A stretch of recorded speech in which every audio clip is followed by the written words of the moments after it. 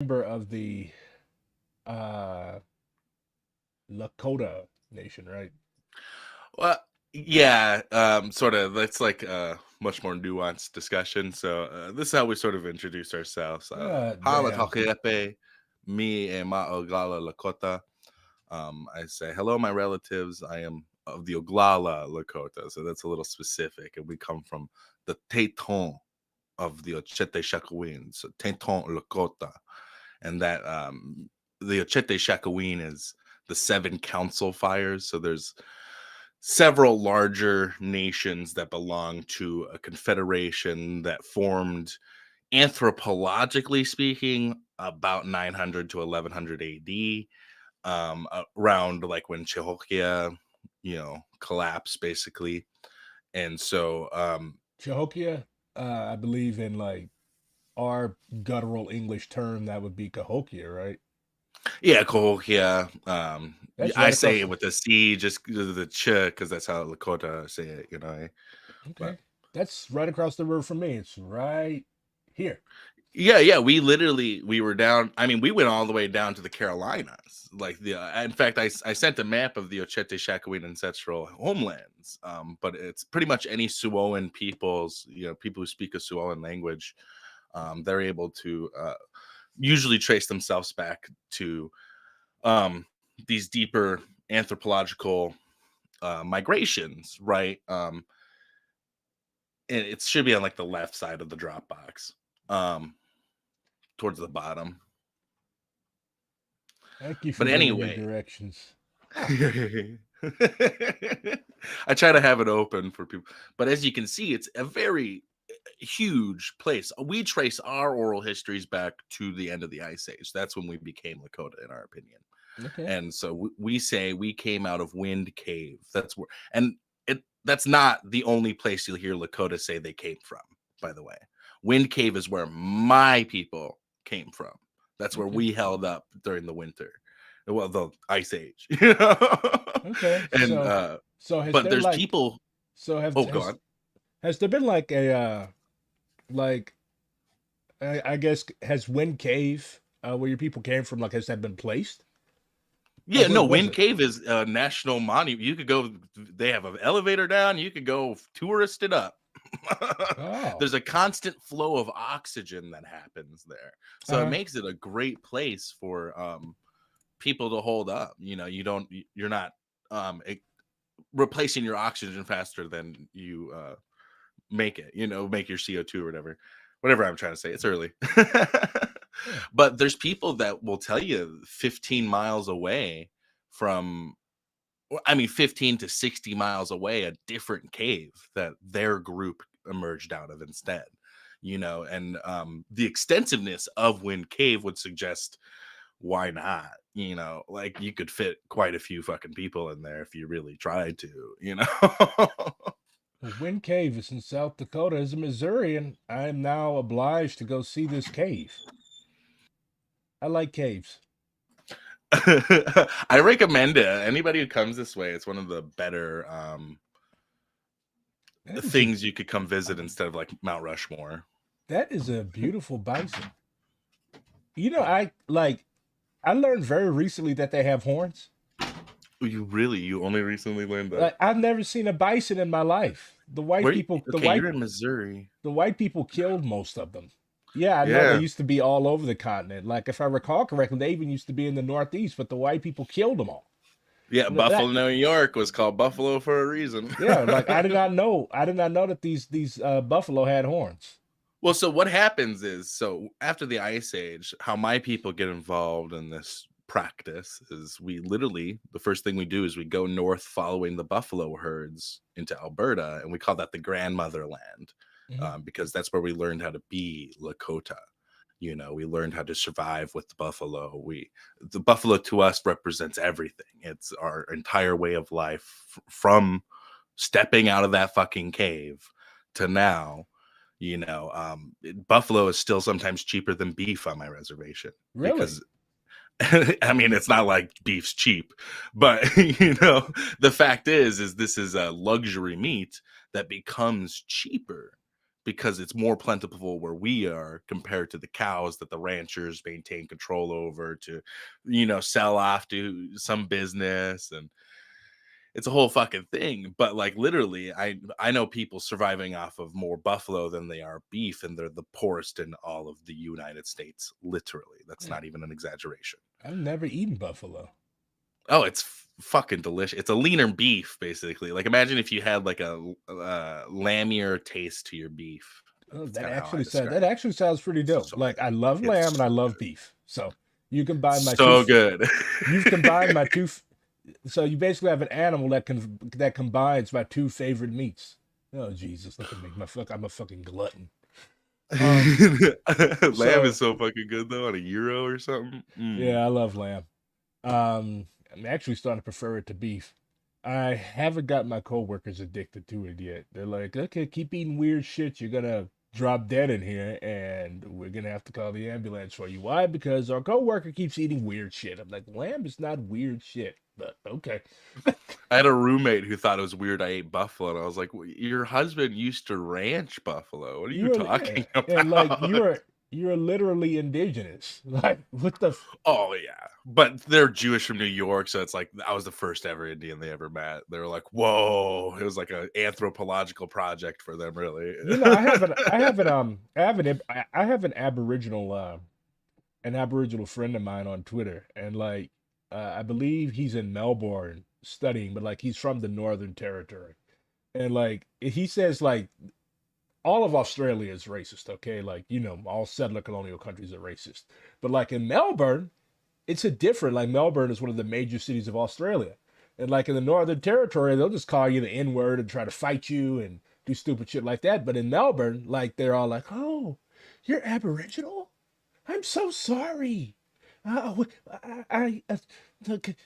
I'm not going to touch your hair, but like I'm so sorry for what our people did to you. The Can you? fact that they have Yeah, to specify they're not going to touch your hair. yeah. Can you come to my cafe during an open mic and can you come talk? We've never had an Aborigine before, and like it's just so like either they're patronizing or they're engaging in open violence. Me personally, I would prefer the open violence. At least I know who my enemies are. Well, right, we call that the Minnesota nice, right? Like very subtle, mean, passive aggressive racism that Yeah. just I mean, you're like, I would have just preferred the slur. I would have preferred the slur. I'm gonna Yeah. be I honest. mean, the Midwest in general is like that. Like, well, Missouri is like it's like Maryland. Like, it's not deep South. It's not Dixie South, but we still had slaves here. So, yeah, it's a whole new. Plus, a lot of the black people and white people both are like second generation migrants from the South. Like I tell people, I'm one generation out of a cotton field. Like that's not hyperbole. Like my grandmother literally had to drop out of high school to pick cotton. So like, yeah, That's fuck. Well, that's like I was talking to my Aboriginal friends out of because I don't know. I don't talk to a lot of white people in Australia, that's for sure. But freaking, I was talking to him and he's like, "Yeah, no, they had like slave plantations into the 70s in yeah, Australia." yeah, It's just like, stolen. Yeah, they would steal people's kids and like place them on these farms where they would be like, oh, they're getting occupational training.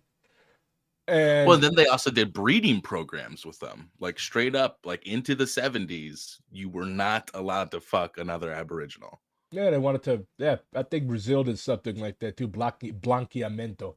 So like when they freed all the slaves, I think this was Pedro II, their emperor. Yeah, they fancied themselves an empire. Actually, the Portuguese court, I think, moved to Brazil because I think they got their ass kicked by the French or something. But Yeah, same thing happened with Spain. Everybody thinks the Habsburgs just sort of disappear, but it's like, no, they went to Mexico. yeah, like if you yeah, Mexico and Peru, like you'll still run into people called Borgia, Borja, and like Bourgeoisie.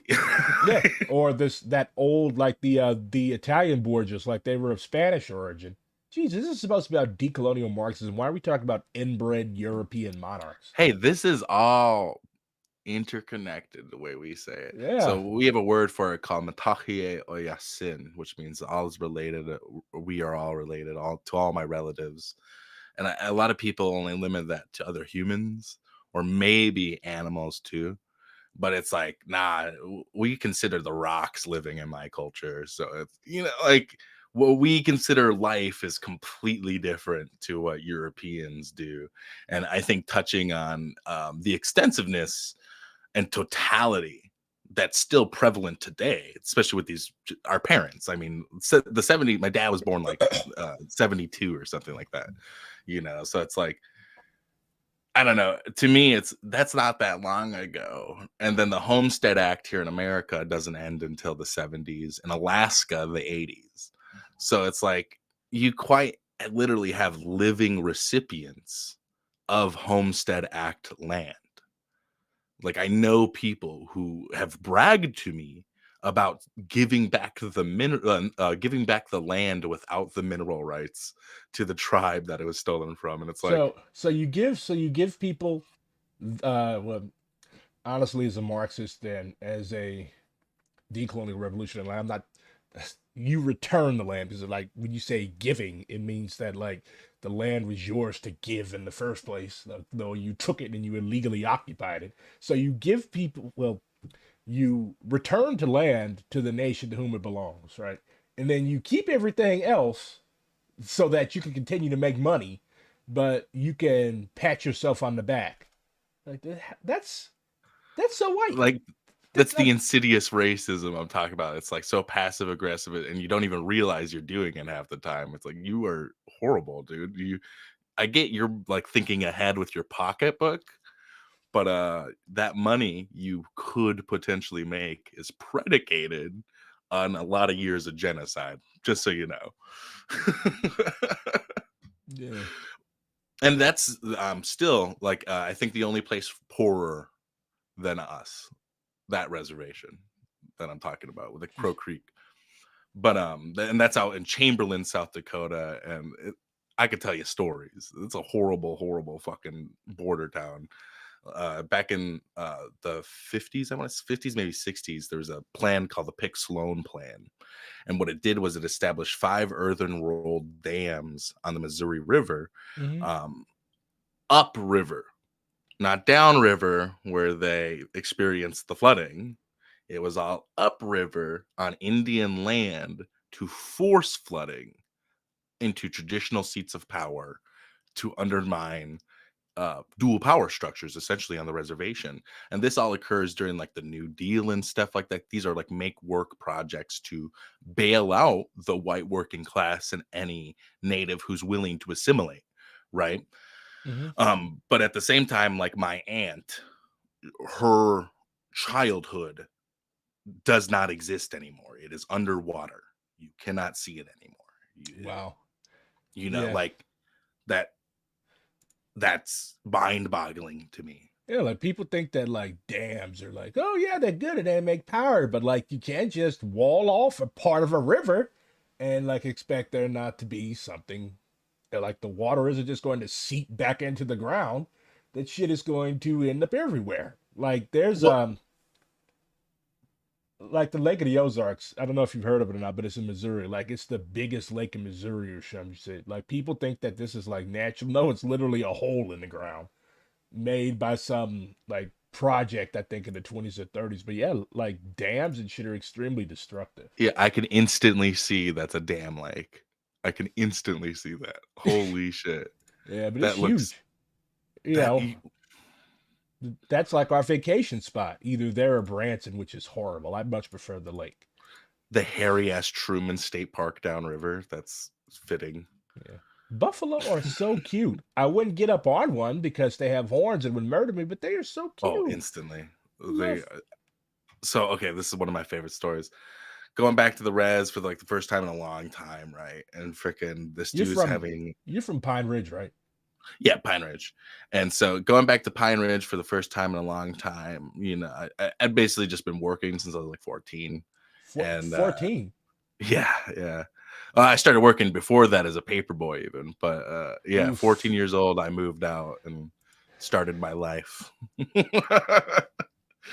my white dad ends up getting custody halfway through my childhood, and I'm just like, yeah, this sucks, dude. Yeah, you didn't much like living with a white fella, huh? Well, his parents were ministers, and so like after him and my mom broke up, he basically just like went super reactionary because she was like an aimster and stuff.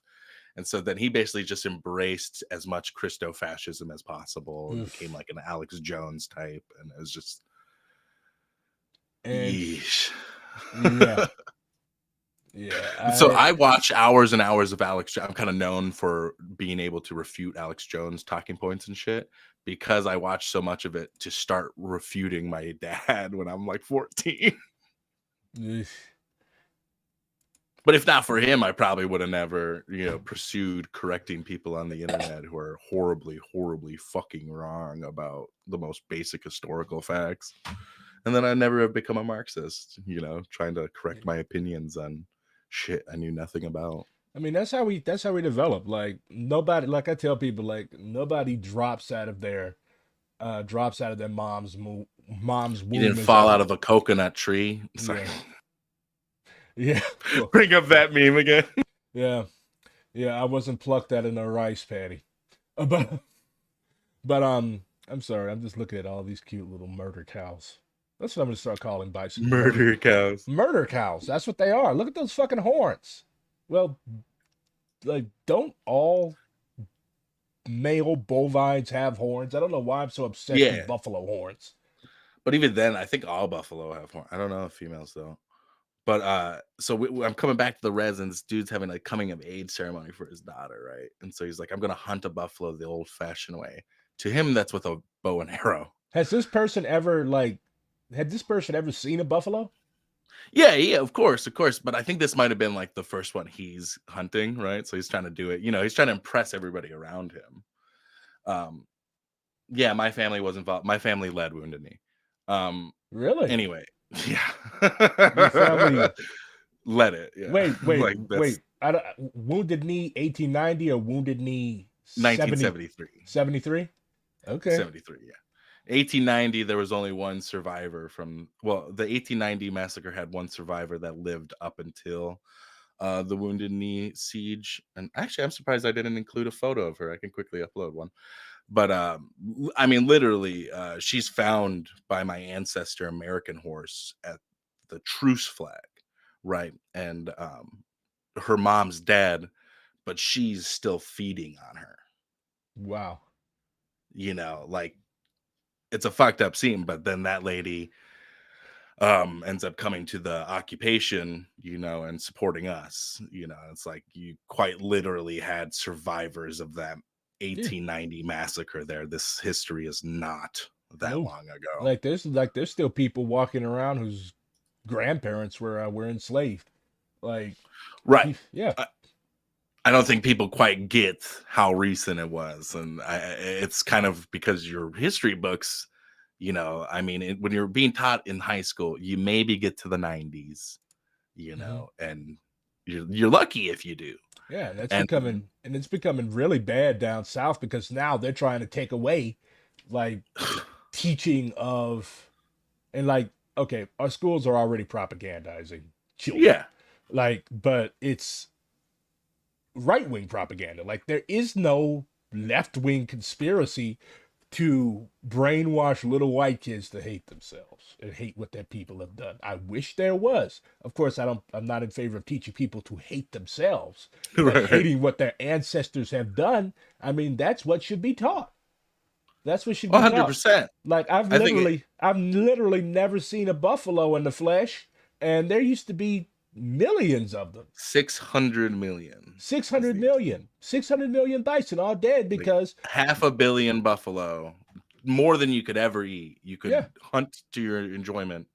And the thing that got me was like these white people weren't killing them to eat them. They were Oh. killing them to deny indigenous people food. Like you're Well, so starving people to death. the Transcontinental Railroad was probably one of the biggest factors in that. And what they would do is they'd set up carts with buffalo guns in them. So when you're bored, you could just go and shoot buffalo to pass the time because there's so many of them. First off, there's so many you can almost guarantee that it's profitable to put 8 buffalo guns in a train cart, fill it with ammo, like, just have fun, and that's not a government policy.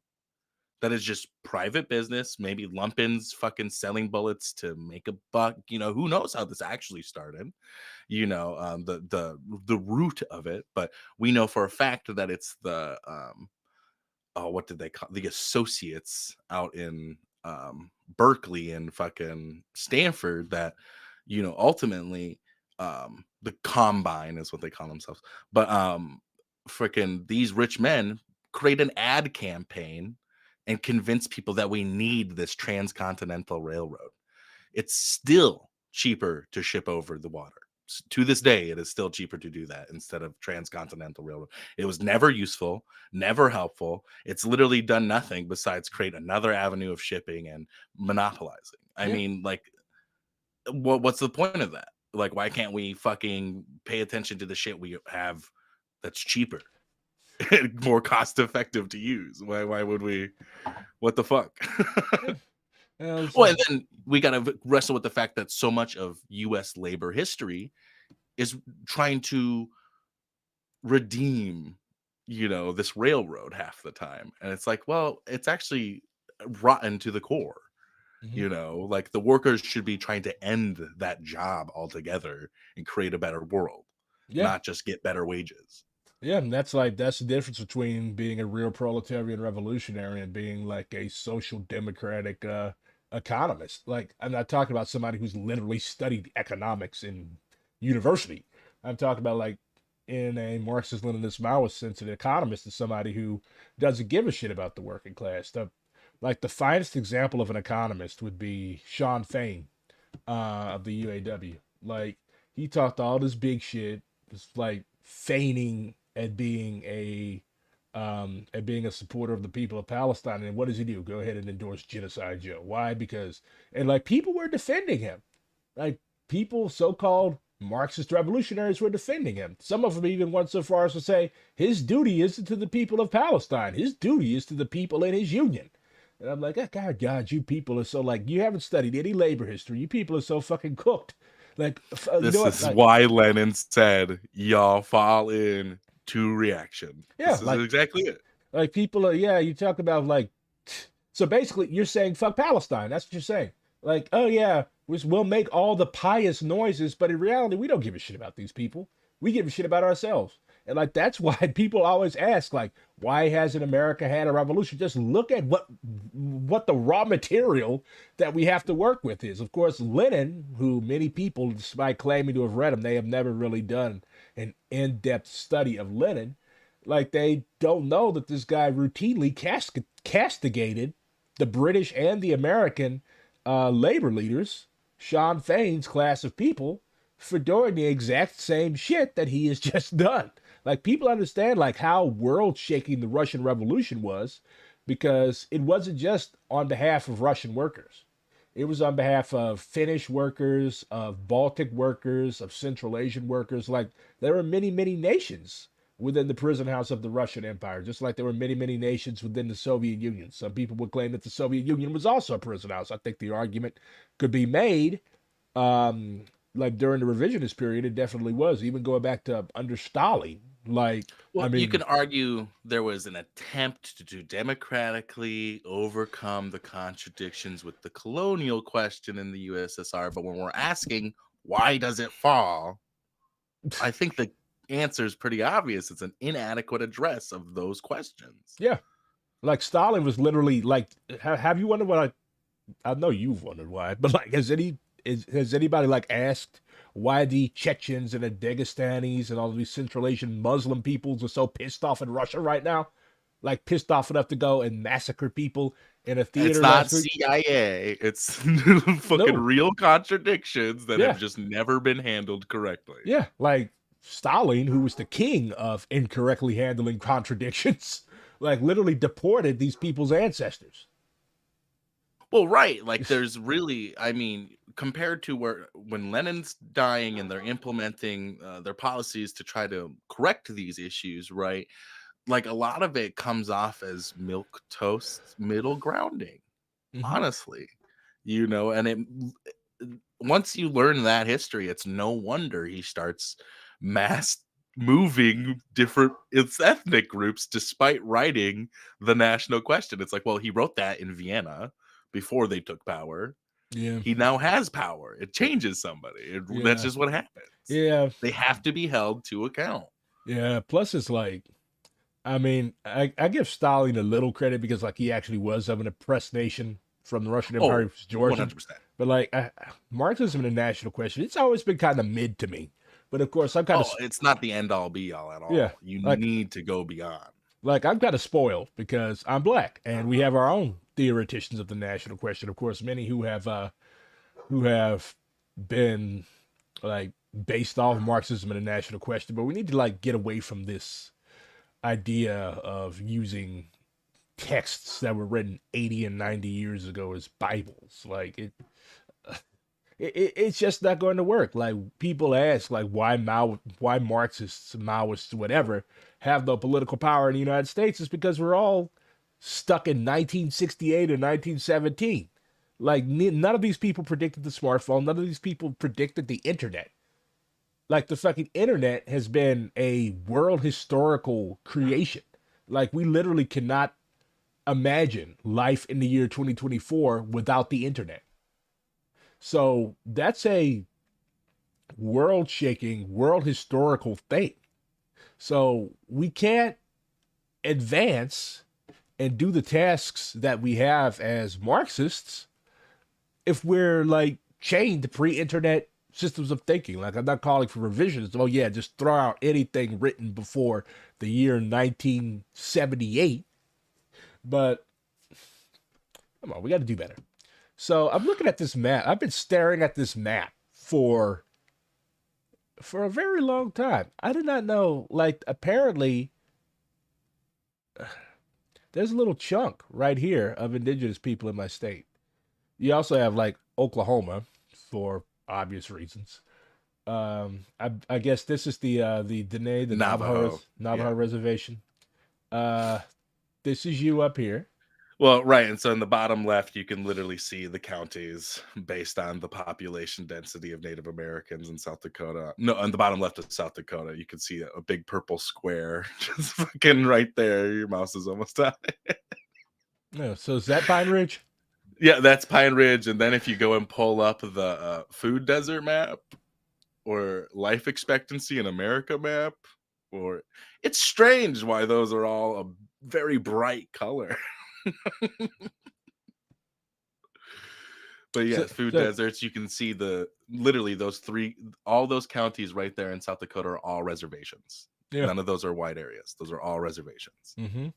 Yeah, and I Then you can see. see the Navajo territory perfectly, by the way. Like that is a perfect cutout. Even like the white areas on it, you can see are white, and they have a little fucking area to serve them. It's Jesus Christ! Look at Alaska. oh yeah. Well, I mean, though, that's just Alaska kind of sucks to live in. Yeah, Don't live in Alaska. If you're a yeah. settler, you're not supposed to be there to You've begin got with. you've got Hawaii over here. If I recall correctly, they have to like import pretty much all of their food. Yep. That's why it's so Yes. expensive. And then like you also have the ghettos where my people are confined over Hmm. here out east, and of course you've got L.A. here. So yeah, food deserts in the United States are pretty much Appalachian, black ghettos, and reservations. Or then if you look in the UP, which I kind of call Northern Appalachia, that's The where I'm living right now. the Upper Peninsula. Yeah, yeah. So that's a lot of reservation lands. But even then, that huge area right there, Mm-hmm. that's like the largest county in like Michigan. And it's very underserved.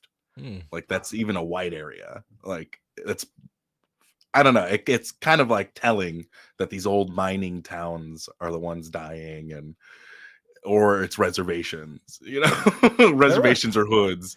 there are a lot of communists up there in the like Finnish and Cornish communists up there. Several Yep, books have been done. written. So yeah, I had a Finnish friend that actually well he was from Minnesota. Well, they were from Minnesota, but like he was like he was a deep rabbit hole of Finnish history. Like I didn't know It's shit. wild. I didn't know shit about Finnish people besides they have an almost incomprehensible language before meeting this dude. Well, so first off, they teach that shit in schools here, so that pisses me off because you can't learn Anishinaabe here in schools, but you can learn Finnish. It's Why the the fuck? largest Finnish population outside of Finland. Why the fuck would you want Uh, to learn Finnish?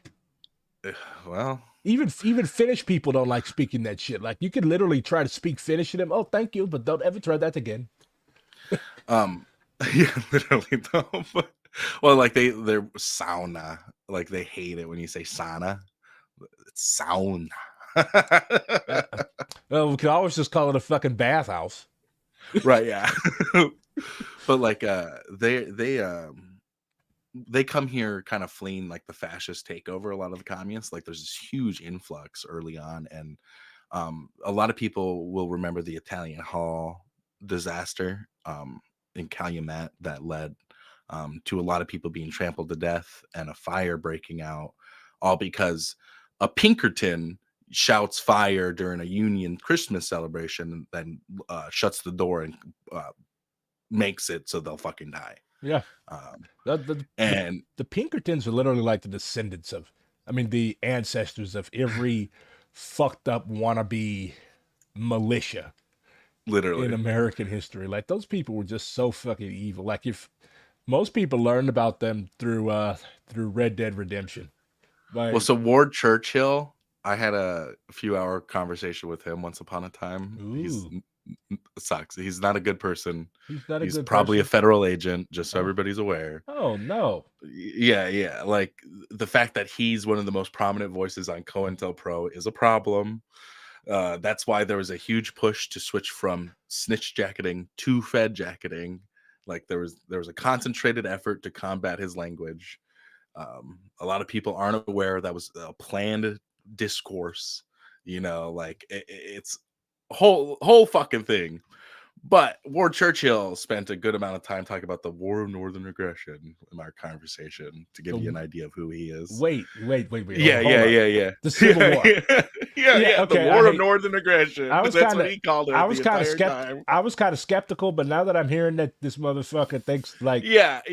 That's fuck him. It's so bad.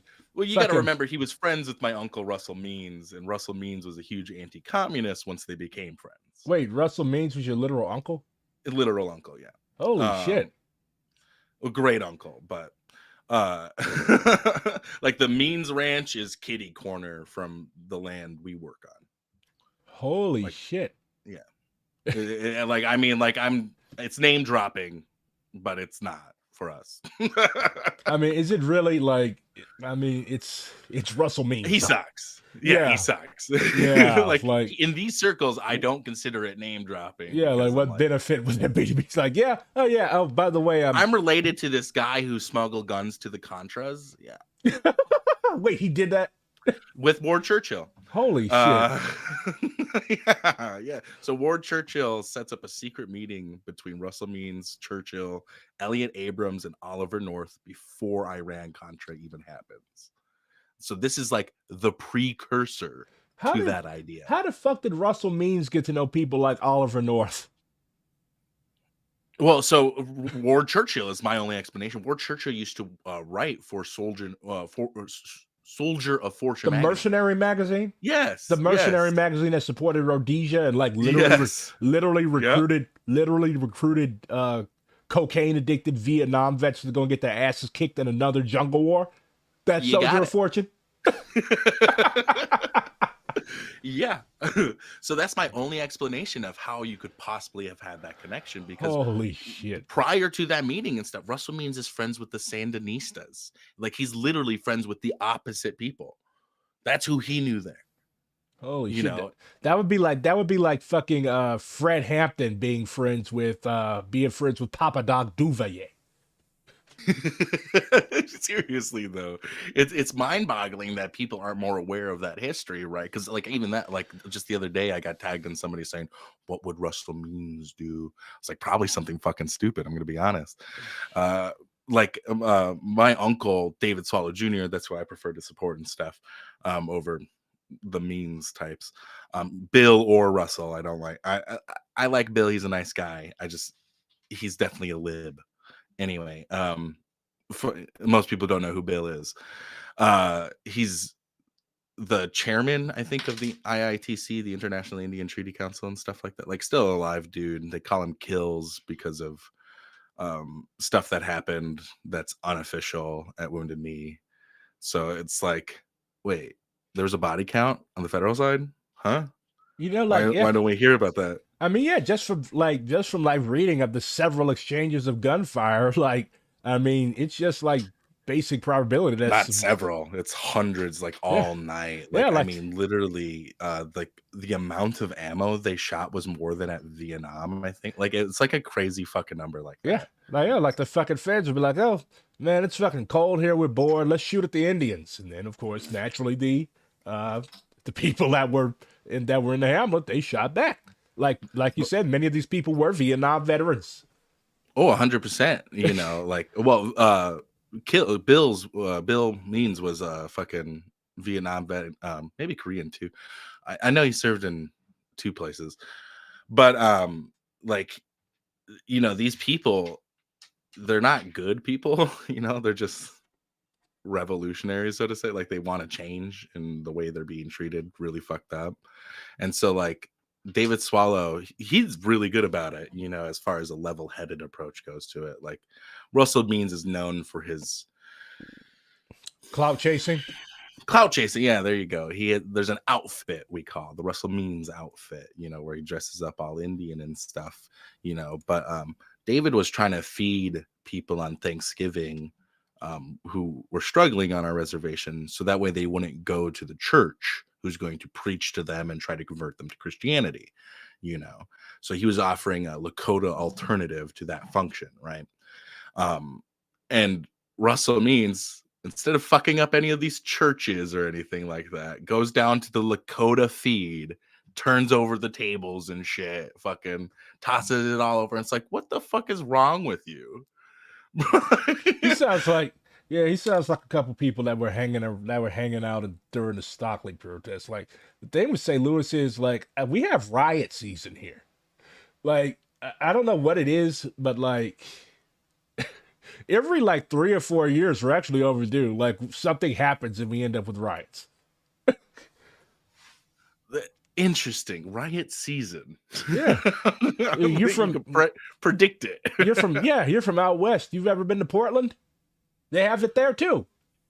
Oh, really? Like Huh. during the Trump era, like it was common for like the Proud Boys and Antifa to just like meet up and beat the shit out of each other. I know about that. Okay, the street brawling and stuff like that. Yeah, I mean that was good training for a lot of people. So your mutual aid network, I'm gonna Chunka Luta network. Yeah, Chunkaluta is a philosophical concept from you know, Lakota teachings that means the red road, right? And The red essentially road. what a Red road. the red road. That's like whenever I hear the shining path, I'm like, fuck the shining path. I got the red road. And Well, thank you for giving me a name. Thank you for giving me a name for my future Maoist militia, which I hope you join. You could be our logistics comrade. There you go. That's what I'm good at. But you know, what we aim to do is establish dual power systems in the war of position, because we consider the war have already begun.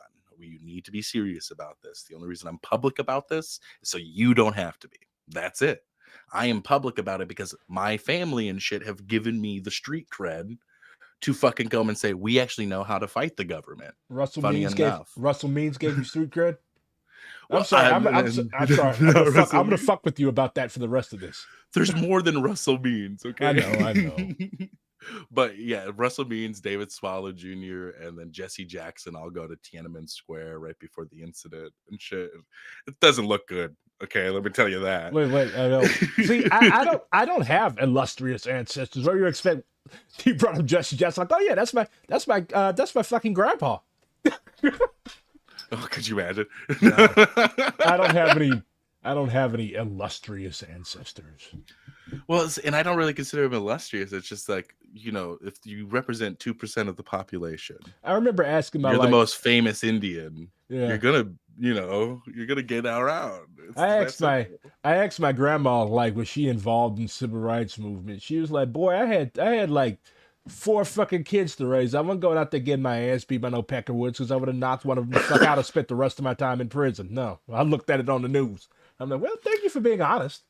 I saw this amazing clip. I don't know what it's from, but it was this guy who's like, I finally sat down at a diner and was able to have a meal without being harassed. And once I did, I realized That food is this is horrible. what I. Well, he was like, "This is what I put my life on the line for." This shit is fucking horrible. This shit is mid. I've got my ass beat for some fucking runny eggs and mushy peas. Y'all can keep Some this mushy shit. peas. Y'all can keep the shit. I'm going back to Africa. Like y'all constantly tell me. And you know the funny thing about that is, like white people are constantly saying, "Go back to Africa. Go back to Africa. Go back to Africa." But when we actually started doing that, like they were royally Hold on, hold pissed. on. Like they were royally pissed because they kept us basically as a captive labor force. I Mhm. just finished Dr. CBS Sharice Burton Stelly's book, and she actually refers to black people for the majority of our history as a sub-proletariat, basically meaning that we were subject to super exploitation, and super exploitation is what? I like that. Yeah, basically, Well, I mean, I don't like that happened, but I like the term.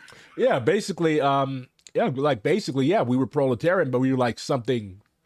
We were basically behind the eight ball.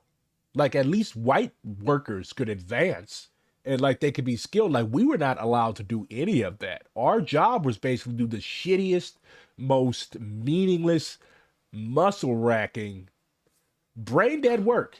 And Beasts of burden, yeah, essentially. Like that's a fucked up way to say it, but yeah. that's how it was looked. Like Russell Means has some very problematic analogies he would make. Like he loves saying the N word. Oh Um, dear. In what context? Well, I don't think there's any context in which the N word is good. well, But we like, make N words is what he said, he and what? it's just yeah. They try to make us N words. Oh dear. Yeah, and it's like that sounds like anti-blackness, Russell. I'm gonna be honest. I'm gonna be honest. Just so you know, a lot of Okay, boomer. similar issues. Like, what are you talking about? They tried. We're the same as far as they're concerned, Yeah, But y'all are just a little lighter. well, and his argument was to say that you all would be treated more like agriculture. We would be treated more like agricultural animals. We were treated as wildlife animals, and it's Hmm. like we were enslaved too, though, and that's a fact he knew. Y'all were So literally that's the the thing first. he willingly Yeah, forewent. y'all were literally the first slaves of the Americas. Like it's like Russell, your argument actually falls apart with facts you taught me. I don't know. Uh, uh, I don't know. I guess it's he's. problematic. I guess what people get. I guess he's lived. He had lived so long. And he's so old that like it's weird. Like a lot of elders from the civil rights and Black Power era did the same stupid shit. I literally read your book. You were saying "God damn fuck America" long before Jeremiah Wright, and now here you are saying that we should vote for Biden and be thankful for what we have, and you're allowing these rich white people to use your name and shit that you did when you were my age as fucking clout. That's disgusting. Well, You, yeah, Russell ran for vice president with the Libertarian Party, oh and dear, who Hustler magazine? Who's that guy? Larry Flint. Yeah, Larry Flint was the candidate. Oh god, is that It's just a like that. fucking joke? Oh, and then he worked for Infowars by the end of his life. Russell Means worked for Infowars. Oh my god! Somebody asked me, have I become an anarchist? No, I've become a less dogmatic Maoist. Facts. I don't. I feel like a lot of the issues in the movement right now are based on dogma. Sort of. I mean, like much like AIM was, their issues were derived from dogmatic views on things. So, like one's drug use, right? So they would preach a dogma, whether they followed it or not is a whole nother question. Like Clyde Bellecourt and Vernon Bellecourt get arrested for smuggling cocaine. They're friends with the Sandinistas. Of course, they have a coke connection. There's so many different things. Like the entire time, you could read Dennis Banks' autobiography, Mhm. and the entire time he's talking about getting sober, blah blah blah blah blah. It's like you're putting a bunch of fucking cocaine up your fucking nose, dude. What are Yeah. you talking about? You might have dropped the booze, but you kept going. I'm gonna say I that. wonder if the RCP had any connections to the Shining Path, fucking coke. Well, they didn't necessarily process it on paper. I mean, they were in Peru and they were a lot of dudes with guns, so they definitely processed cocaine at one point. But like, I wonder if RCP, like somebody mentioned on Twitter or Discord, I can't remember, but like somebody mentioned that the RCP probably has a shitload of guns. I'm like, yeah, they probably got the shit from the Black Panthers before that Fed, Elaine Brown threw it all on the San Francisco Bay. Of course they did. Like Bob Avakian literally ran with some heavy hitters in the party.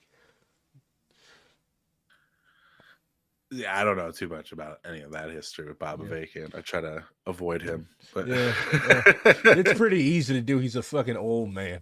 So, um, So you, Truncaluda works with people all across the country. You visited over the last 3 years, not just 50. country, world, literally world. But Okay. we're a worldwide organization already. Proletarian Internationalist.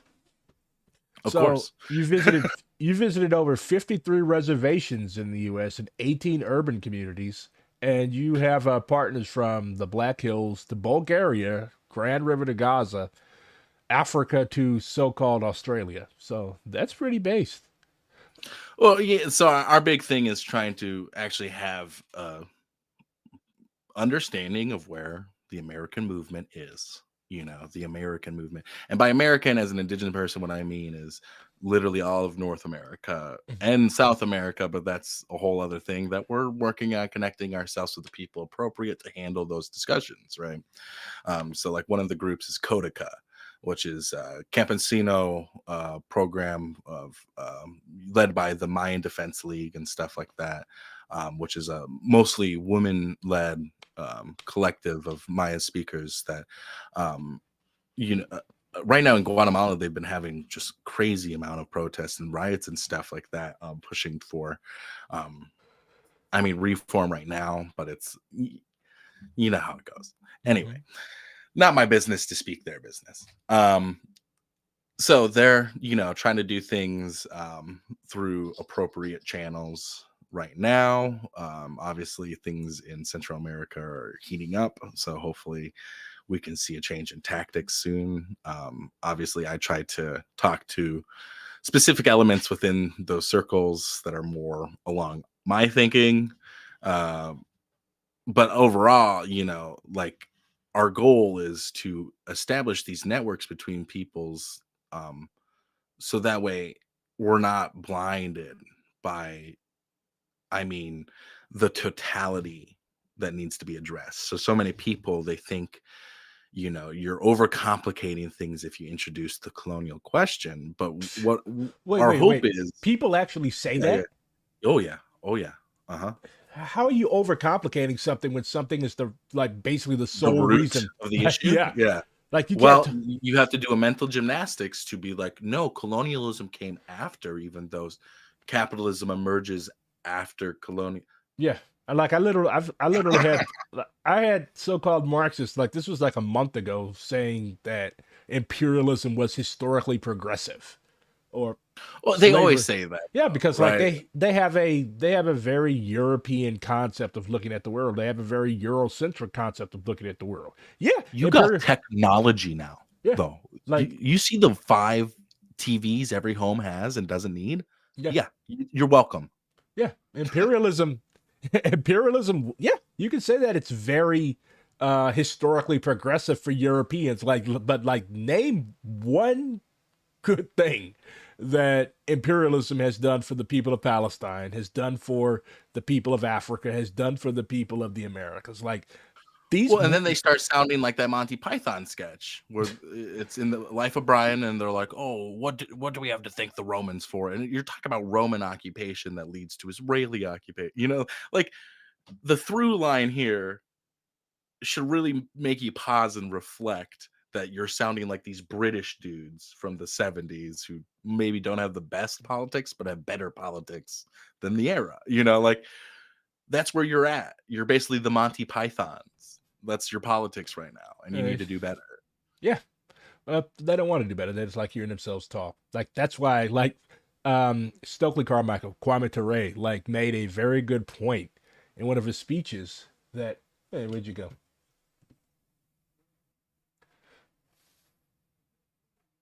Anyways, Kwame Ture made a very good point in one of his speeches that oh, I lost I'm right here. Sungmanitu. Sorry. Oh, No, I'm right here. all right, but he made a very good point in one of his speeches that that like white leftists really cannot tell us like what's theoretically correct or what is historically progressive because like they don't even have any standing among their own people. Like the leader of the white American working class is Donald fucking Trump. Like how That's like a very valid point. like Like, if you that's can't lead your own people, what are yeah, you doing talking to us? like that's literally how like you have a billionaire grifter. Well, he's not a billionaire anymore. I don't even think he's a millionaire anymore. He But was you never a billionaire. He's such a grifter. He just yeah, lied his way into overvalued getting loans. all overvalued all his property and borrowed heavily against it. Honestly, that's how a lot of Well, those I think people a get. lot of it is he's probably a front man for a larger consortium of Yeah, people, if you catch my drift. Mobs. yeah. But like, so you have this grifter, and like, this is the leader of your working class. Like, I know some people are gonna be offended and they're gonna clutch their pearls, but like, objectively, white working class people are voting for Donald Trump. They're certainly not voting for Joe Biden. They're certainly not voting for any of these stupid ass third parties that are basically just mini grifts. They're voting for Donald Trump. That's why he's winning the Republican primaries in double digit, high double digits. So you let Donald Trump be the tribune of your people, but you have the audacity to you talk more about fucking China than you do your own working class. That's why they don't fuck with y'all. Well, and that's the thing that pisses me. Like, there's such an like, I get there's a xenophobia a lot of times to criticism to China from libs. I get that. But sometimes people are being just normal people when they Yeah. say, hey, maybe it's a bad thing China's invested so heavily in the arms industry of the Philippines, Yeah, Israel. like you can Maybe the walk. oil sector in Canada is heavily influenced by Chinese Yeah, SLOs. Like, there's criticisms that are okay to make. never mind. Like they're so disrespectful to Congolese people when Congolese people bring up the fact that a lot of the cobalt and coltan mines, like the artisanal ones, basically meaning you will produce a certain amount or we will blow your fucking head off. By hand, too. Artisanal means mined by hand. Like, it's not a good thing that these are pits of thousands of people Yeah, artisanally mining. yeah. A lot of those, yeah. Like if you want something artisanal, it's bread. You want artisanal bread. You don't want artisanal coltan. It's just a fucking fancy Or word. what are those the fucking crystals and shit people get? A lot of those are all coming from the artisanal mining in Africa. It's Mhm. crystals they dig up and they're like, well, we can make money off of this too. Yeah, your wedding ring, it's an artisanal blood diamond. Well, if you're lucky, a lot of times those are just now fucking crushed in a lab anyway. Yeah. I mean, yeah, Like, but at least if you're paying for the blood, it makes sense. Like, at that point, they're robbing you blind. yeah. You know, like, So, I so feel like y'all, owning a diamond is a declaration of decadence. yeah. Well, unless it's a stolen diamond. Oh, you know what? Actually, that's low key okay. Stolen diamonds. Oh, the British are like, hey, it's okay. You did it, man. When we did it, Oh, it's I all. meant like you stole it from a white person. Oh, I thought that's what, like, grave robbing or something. we're brag. We're steal from everybody. Anyways, so your initial formation was last year. 24 is your first official operating year, and by the summer, Yep. you're going to have a 5-year plan, of course, because you're a communist, and principles of unity published soon. And you're very focused on the internal education of the organization as of right now and enabling our members to be leaders instead of followers. I really like that. Like when you look at orgs like PSL, like they have It's very, very weird. Like Top PSLs.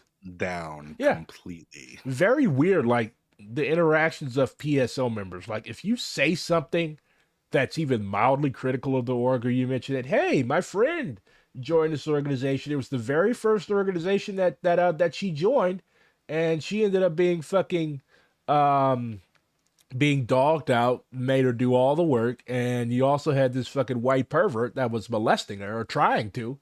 Then they all flood you, and they're like, "Oh, really? Where's your proof? That person is a wrecker." And it's like, I mean, they are trots, so and like there are Well, people in I think a lot of people forget that yeah, too. like there are people in PSL that do not even know that their organization has a Trotskyite heritage because they don't talk about stuff like that. Their only like goal is to prolong the life of this stupid organization and recruit all of these naive, gullible college kids who the smarter of them end up becoming Maoists or anarchists and getting burnt out on that bullshit.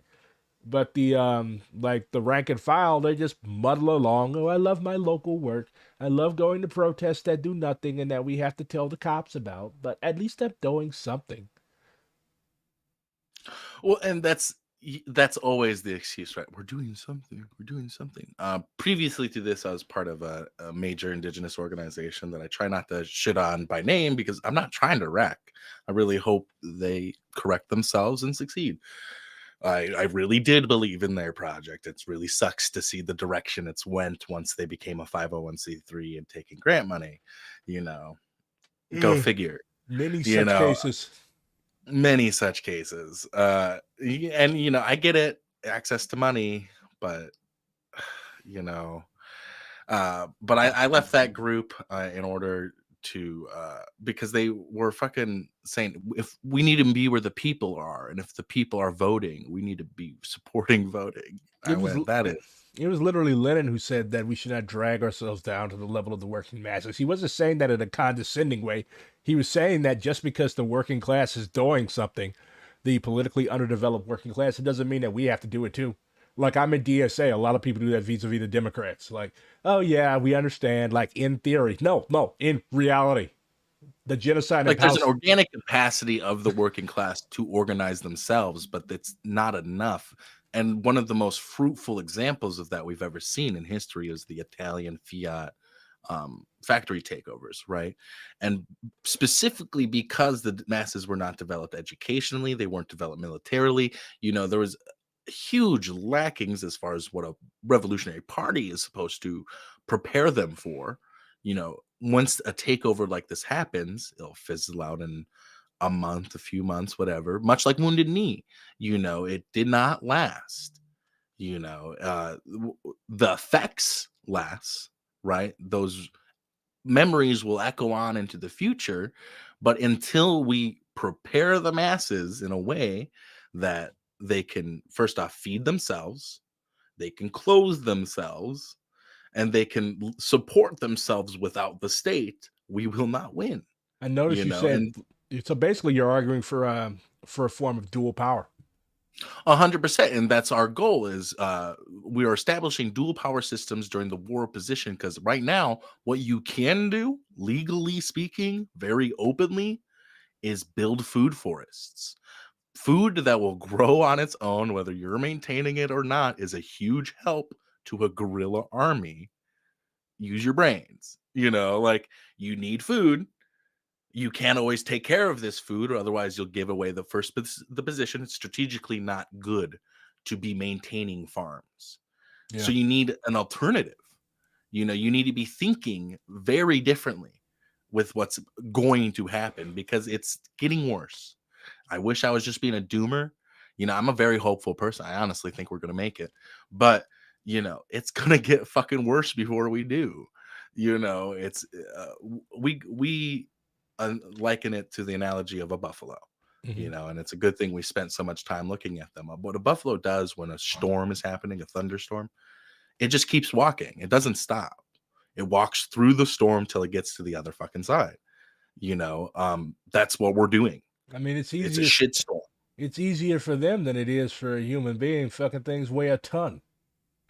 Right, yeah, but our storm is different, right? So much like Marx says, humanity does not give itself tasks it cannot solve.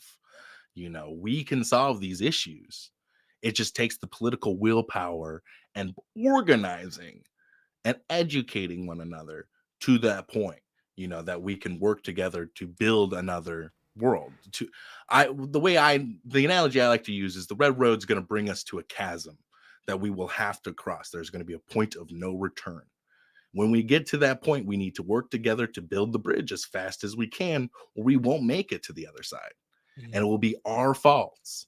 Yeah. It is no one else's faults but the vanguards to fail to organize the masses into revolution. That's who's to blame. You're channeling Mao here. That Mao literally I'm said, actually channeling Gramsci, but I love how much Gramsci sounds like Mao, and I think a lot of people sleep on him. He's Gabagool Mao. He's Gabagool Mao, literally. Yeah. So, what have you guys done so far? Since delivering the U-Haul of supplies, we were able to raise and distribute $3,700 in winter relief for. Oh, and this is old too. This is from January. What? 2 months We've ago? done way more since then. Yeah, wood, food, water, and other supplies. You also bought somebody a trailer, raised emergency repair money after the wind damaged We've bought 3 trailers now. 3 trailers. You sent out cots, utility sheds, wood processing tools, and even bought a used car to continue distribution work. This is really like it's channeling the Black Panthers. Like a lot of these white-led organizations, they just like, oh, the Black Panthers gave out food. We should give out food too. But like, and you should.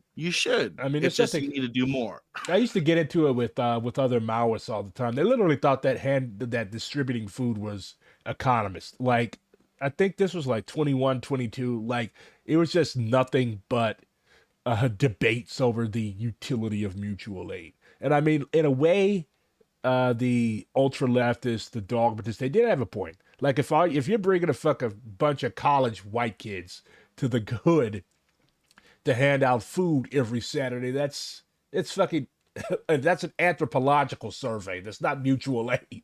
Literally. Oh, let's go see what the poor Negroes are doing today. And like it's insulting too, to be honest, because a lot of people in these communities are extremely proud and they don't want a fucking white kid half their age handing them food. That's insulting. Oh, 100%. I think a lot of people, especially with regards to indigenous organizing, like that's for us, we focus on the indigenous issue because nobody is. Uh-huh. It's it's amazing. Like it's really amazing how like ignored indigenous people are. Like, of course they love. It's not amazing when you think about erasure as a form of genocide and the preferred method right now, since it's unpalatable to. Oh shit! What just happened? I have no idea. Maybe wreckers are fucking with your internet connection. I can believe that though. That's something people would do to me. The infrared crowd does not like me. The infrared crowd doesn't like me either. They always. The funny thing about those people, like whenever I get into it with one of them, they take my profile pic, and they like, yeah, that's what I look like. I mean, they'll post mine, and on mine you can see the moving truck I'm talking about moving in this slide.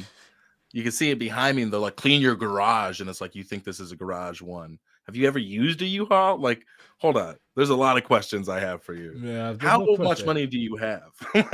Yeah, and then you do the same thing, like, bro, you follow a fucking Lebanese manlet and his white twink. So like, who the what makes me mad about Haas the most is I organized down there.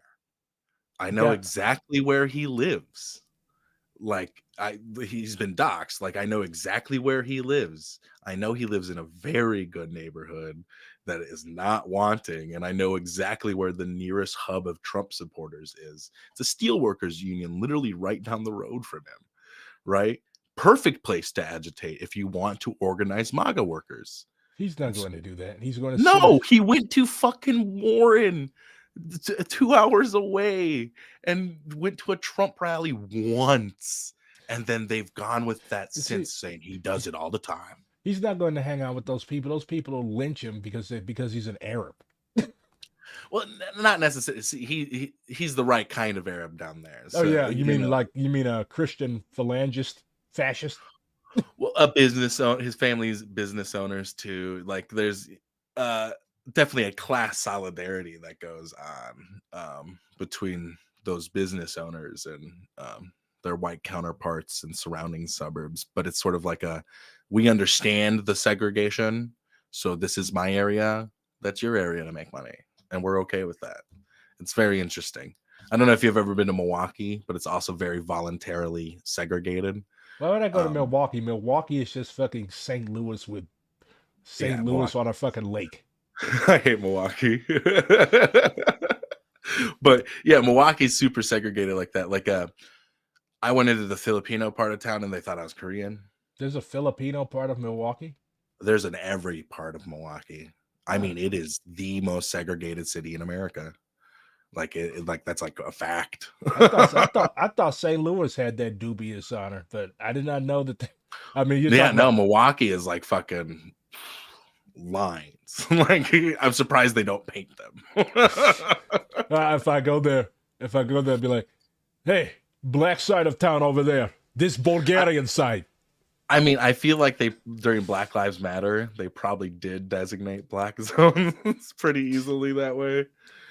I don't think people really thought about what painting, Stupid. roads meant in racist cities, but you gave them a literal border.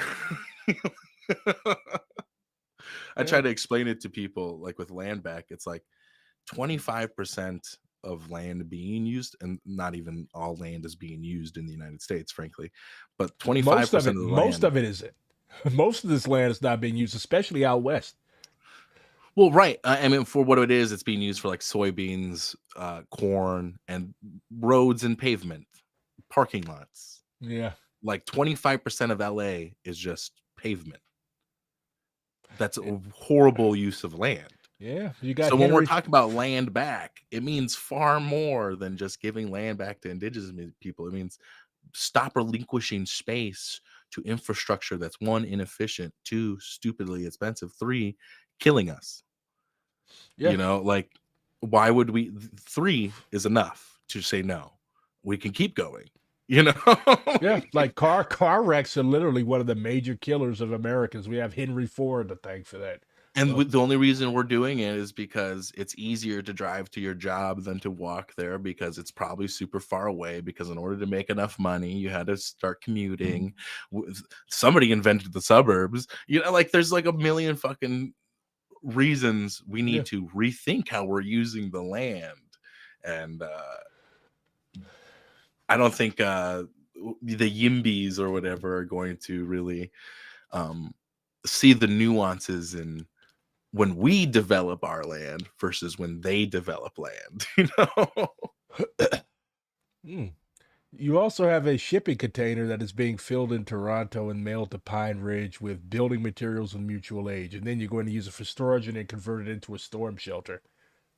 Hell yeah, we are. I That's like to do a lot of two birds, one stones projects. So like ideally, whenever we're doing something, we should be able to do multiple things at once with it. And so something like that is super helpful, especially out there. Tornadoes can really fuck up your day. Yeah, we had a tornado watch when I was at work yesterday. I think it touched down somewhere in North St. Louis County, but like that's usually where the tornadoes hit up there. There was a big one in 2011 that fucked up the airport and busted all the windows out of one of the terminals. But yeah, I've never Is like that Tornado Alley? what, Missouri? Well, no, Yeah. I thought Tornado Alley was like in Oklahoma. I think it's like Well, a little. right. I'm trying to like how far does it go? I think it stretches from Oklahoma all the way up to like Indiana, like that little chunk of the Midwest. Hold on, Right. And that one it crossed you.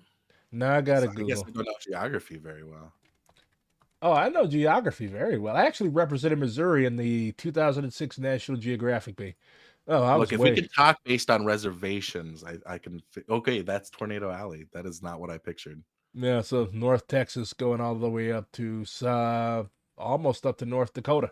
Yeah, I thought it would have gone into the Midwest. So, gee. Yeah, I thought it would too. Like when you think of tornadoes, you think of the Midwest. But this is the plains. Huh. Yeah, right. I mean, that makes sense too, I guess you I'm know? just getting old. Class. I probably knew that at one point in my life. I'm just getting old. I'm almost fucking 30. Work with me. Jeez, Yeah. I'm only 25. Oh. I'm I just got to the hump. So, all right. But So, actually, yeah, I think I even added photos of some of the stuff that's in there, but, like, somebody gave, like, a canvas kayak, ooh. in the storage container and stuff like that, so it should be cool stuff. Is that semi truck yours?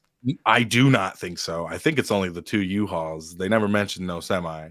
I think it's that pickup and the 2 U-Hauls that are ours, but I was like, Iron Brigade Logistics Corp. That sounds very fashy. "Yeah, for Yeah. real." Definitely not yours. I hope not. Uh, um, but these people, they're going to be living on the land from now on, just building food for us. Like that's their job. That's what they do now. Ideally, we will provide them with a $500 stipend a month, but that depends on support, obviously. Um, and that's why we highly recommend you check out the Patreon at patreon.com/Chunkaluta Network. Mm. Quickly plug Uh, it. people plug But stupider shit. well, and I mean, like, this is all worth it. Like, we have 8 candidates lined up across the world that we think have already shown they can organize without your help. So giving them a $500 stipend to cheapen the cost of organizing, huge, very huge. And then, like, it doesn't really matter what tier everything helps. That's our motto. We don't ask people to pay dues in this organization. We just sort of hope you might contribute to the Patreon, or you'll contribute when you can to a fundraiser later down the line. But we try to post a lot of educational content surrounding Wounded Knee 1973. I've been in the process of the reason why I visited 53 reservation communities is I'm in the process of writing a 6-part audio documentary on the Wounded Knee occupation. It started off for Jacobin, but I've been like kind of like trying to get them off the project for a long time. Oh, what did Jacobin do to you? Oh, Jackman just sucks. I don't want their name on a really good piece of art. How dare you insult my well, it's not even a party. Honestly, I don't care what you do. Shit, DSA, we insult Oh, each other all the time. You should join, by the way, actually. I've considered. I don't know. Yeah. It's like if I'm going to waste my time with a like liberal-esque organization, should I do something that I can agitate in that's Indian based? Because there's already a lot of socialist and indigenous organizations like that, and it's like why not? Pull them out of reactionary, even more reactionary groups than DSA, I should say. Um, but overall, it's like I don't know, DSAers show up. There's a lot of Uh, DSAers that will yeah, show there's up. a shit. I mean, there are a shitload of them. Well, right, exactly. Statistically speaking, Of course, yeah. you need to appeal to some. The main thing is to like you can have so many paper members that pay dues, but they never show up to shit, and that leads to like leadership being basically like Unchecked, one. yeah, and in That's some the worst thing. Unchecked. Two, unprincipled because there's nobody fucking better than them from below to compare to. yeah, Like if you then they, don't have a good organizer that's just showing up all the time, who's not a leader, just putting in the good work. Like, of course you're never gonna fucking question your leadership. Like yeah, and then three like it leads to rightists and wannabe bureaucrats and opportunism, wannabe policy wonks taking over, and then like um a lot of these people are extremely condescending. Like I raise a criticism of something. Oh, you haven't been in the org long enough. I'm like, oh, really? I didn't know there was a time limit before I'm allowed to have an opinion. Like I've been in organizations before. Like I've literally founded organizations, and I know how shit gets fucked up. Why? Because the organizations that I founded got fucked up because of this same type of like this same um method of work. So they kind of know what the fuck I'm talking about. well, and I think like a lot of people, if that's the only org they've been in, they project that onto you, right? Yeah, Or like if they've never been in an org, frankly. Like I've had people tell me, like I've been in DSA since 2015. I'm like, oh, cool. So Shows you've what wasted, you've done. yeah, so you came in with Bernie. Now Bernie's gone. Now you're basically a fucking walking Is he ghost. gone? He started that podcast called The Revolution. Yeah. I thought it was happening. And the old motherfucker is gonna die on the podcast. And furthermore, we By the way, cigarette enjoyer, tornadoes go like 1,600 feet. So whatever that is in meters. yeah, that's Serbian buddy of mine. He makes very intelligent comments, but most of them are just like Shit. yeah, Shit. yeah, he's all right. Everybody Okay. everybody has their pets. Serbian. Mine just happens to be a nicotine addicted Serbian farmer.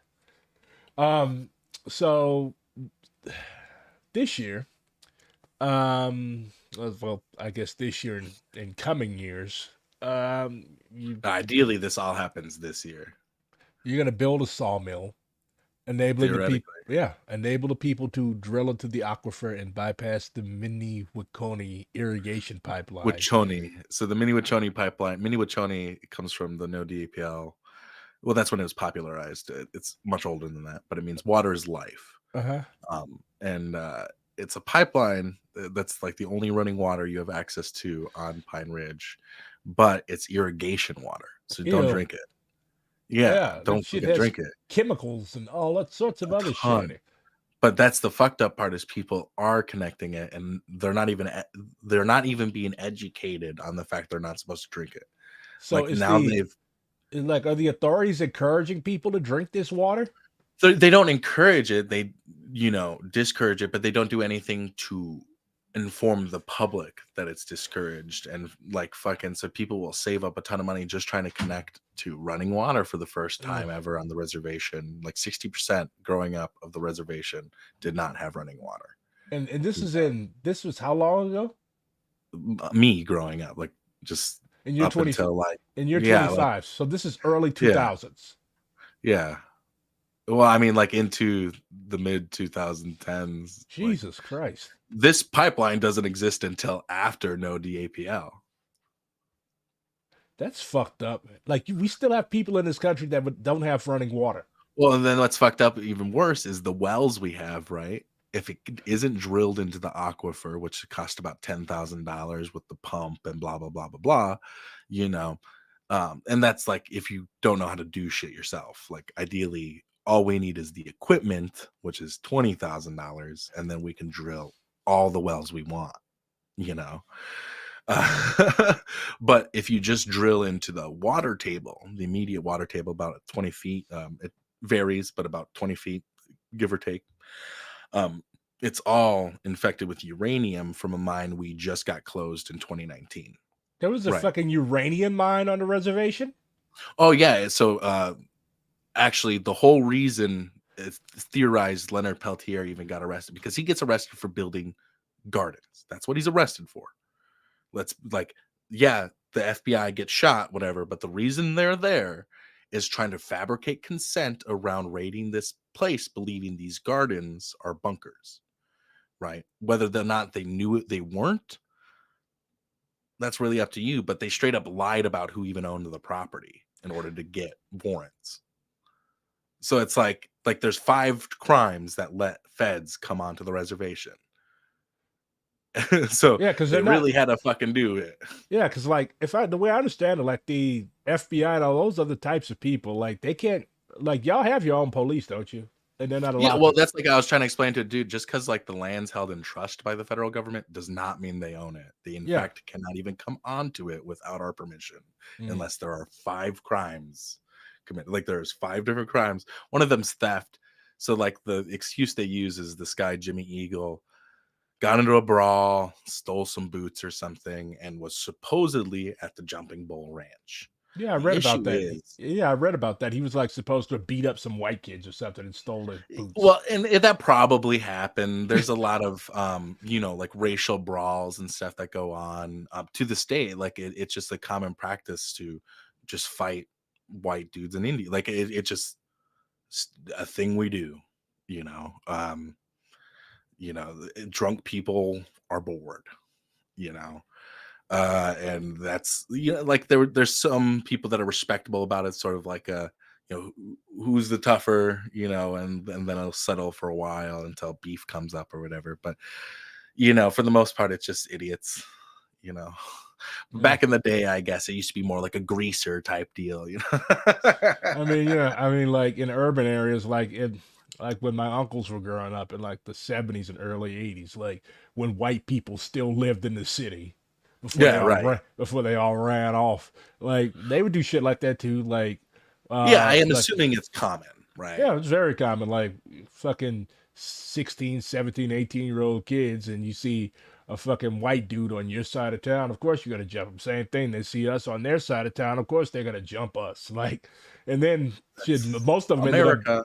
yeah. Then most of them ended up being fucking friends. That's the funny part of it. Well, right. And so, there's a lot of different stories I could go in from here about that kind of deal. But like, with regards to this Jimmy Eagle case, the people that they fought and stuff, like, have come to admit to us that no, those boots were never stolen. It's something that was just completely fucking made up, basically, by the feds in order to go investigate Leonard Peltier, mainly, who was a budding organic leader, Mm, was basically the worry. Um, because at that time, Russell Means, Dennis Banks, all these leaders of AIM are tied up in court cases. mm.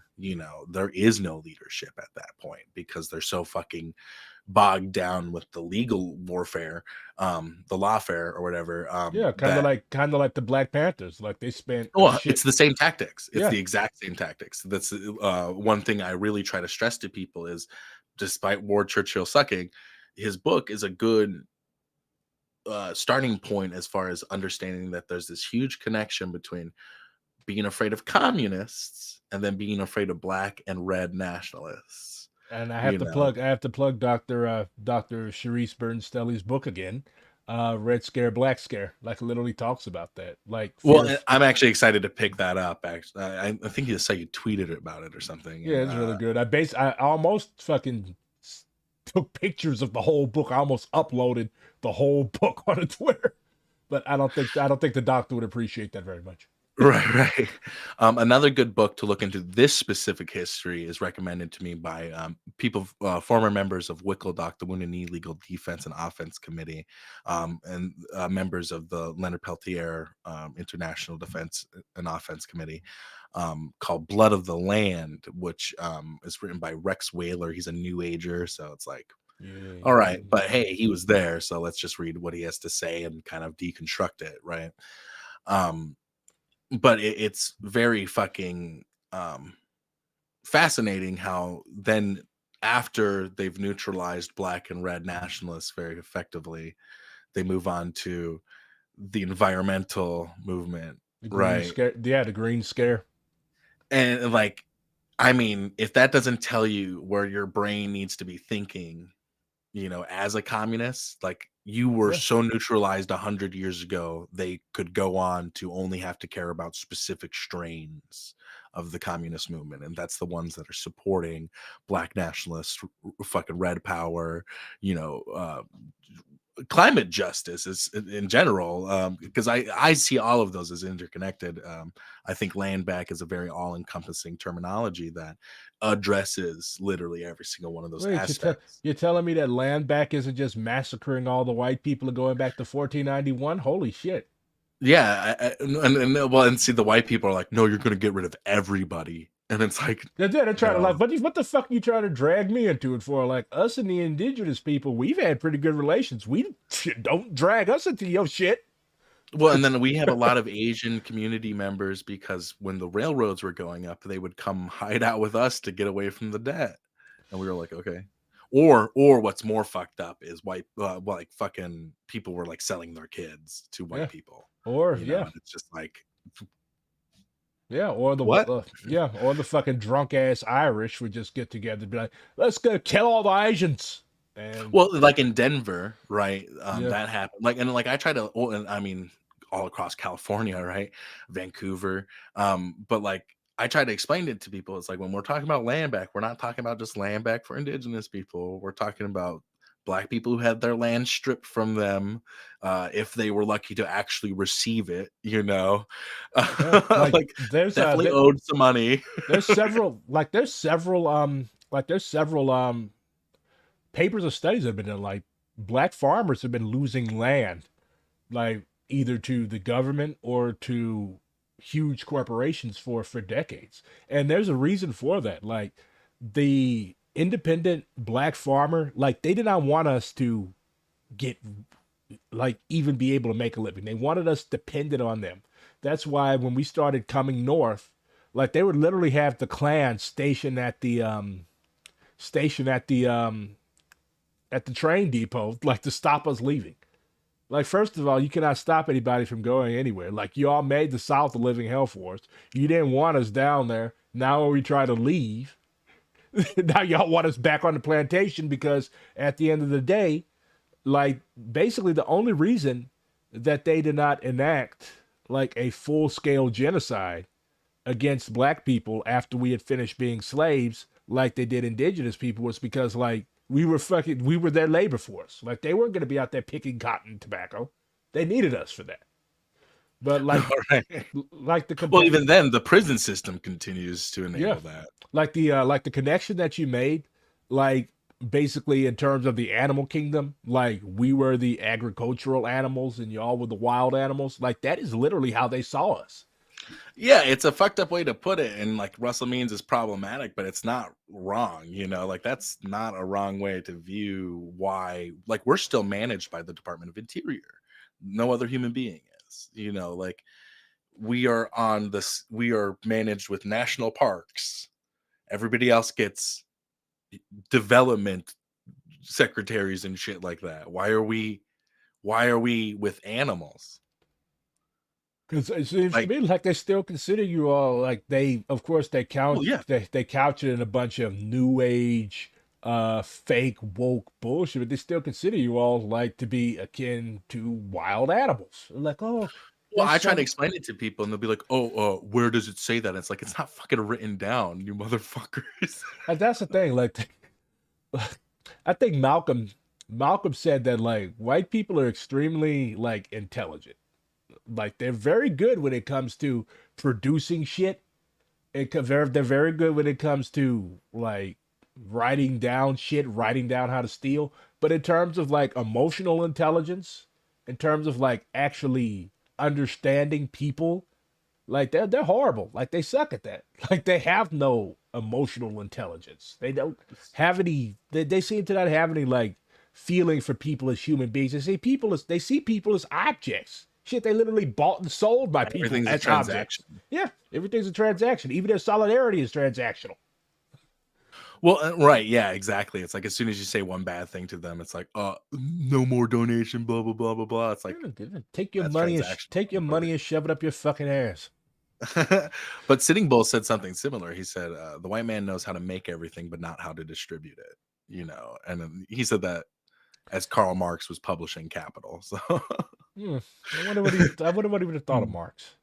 Oh, I would have loved like what pisses me off most about people quoting Marx and Engels on America is Engels had the money to bring them there. They could have visited at any time. Actually, a lot of the Germans that knew them, like a lot of the 48ers, they actually ended up in the United States. A lot of them even ended up in St. Louis. Engels actually thought that St. Louis was one of the only habitable cities in the United States. Well, they did end up having that commune. Yeah, the St. Louis Commune, 1877, I believe. Yeah, Yeah, see, I didn't want to guess. yeah. It didn't last that long, but yeah, it was a very good Well, example of but to me, iteration. much like Wounded Knee, it's a lasting memory that is going to echo into the future. I feel like that one's been forgotten, sadly. But I think as people come to re-embrace these radical histories that are hidden from us, really, and it's not like there's no like plan. It's that it's communist shit. So much like the book bans, where you can't find communist literature at any fucking public library, basically, you know you're not going to find them specifically saying they're doing that because they have this whole fucking I'd say je ne sais quoi, but like they have this whole demeanor of we love free speech, blah blah blah blah blah. I don't love free speech. If you say Well, anything, you neither should do be. they. If you You yeah, know, if you say anything stupid, you should be immediately thrown in gulag. That's my well, they don't policy. like communists pointing out their bullshit and how much lying they're Yeah. doing to your face. They don't. That's why. That's why I'm like, you know what? Quit arguing with these people. Like, we have to develop our strength. Like, we're not going to seize political power by engaging in arguments with these people. Like, ultimately, it's going to come down to a contest of strength. Who is stronger? Well, and that's like why we think it's so important to strengthen your position right Yeah. now while you can, Yeah, like, because because like you said, when you're out fighting a fucking war against the most powerful country in the history of the world, you're not gonna have time to go squat down and grow a fucking field of wheat. well, and like my thinking, like I think about the abandoned mines that the proletariat dug for us long ago. Those are the places I think about when I think about guerrilla warfare in the United States, because we What we don't gonna have jungles. what we You gonna do in a know, mine? you're gonna use it to dig other tunnels to other places, That shit. and What if that shit falls on you, man? I'm yeah, look. it's a dangerous fucking job. I'm claustrophobic. I ain't going down no fucking mine. Well, you got to start thinking outside the box of where you're gonna go then. I might send you down there. I ain't going in there. Well, I mean, I know exactly what I'm willing to do. I grew up in mining towns all my life. It's Yeah. like I've explored mines for fun, Oh, you know. more power to you. I ain't going down no fucking mine. Nope. That is what people need to be thinking about, though, as alternatives to that suggestion, because like the mines are an obvious one, you know. Well, yeah, I They're guess I mean, seriously, bullshit aside, though, like if you shore them up, like, yeah, like, those will definitely be like bases, and well, like you can and what use, I'm saying is maybe consider shoring them up without permission.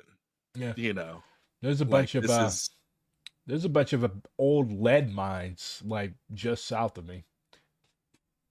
And all I'm saying is, if there's still lead in there, lead's not hard to process. You could then make things with lead that, Mm. I'm not going to mention here, but freaking like people need to be thinking about what they can do. Like I'm making a forge to break down aluminum cans, so that way I have a lightweight metal to use for various things. Maybe it's jewelry mostly, but theoretically, the more you start collecting now, the more you have access to in the future when you need it. I think Jomas Sasson said the same thing. He was basically criticizing American leftists, particularly Gonzalo Mouse. He was like, "Why are you all walking around with rifles at a protest? Like nobody asked you all to come to protest with the fucking rifle. Now you have the cops. Now the cops know exactly what you have." And now the fascists know exactly what you have. And these people, like, people think that fascists are stupid, and theoretically they are, but many of these people have military or police or both training.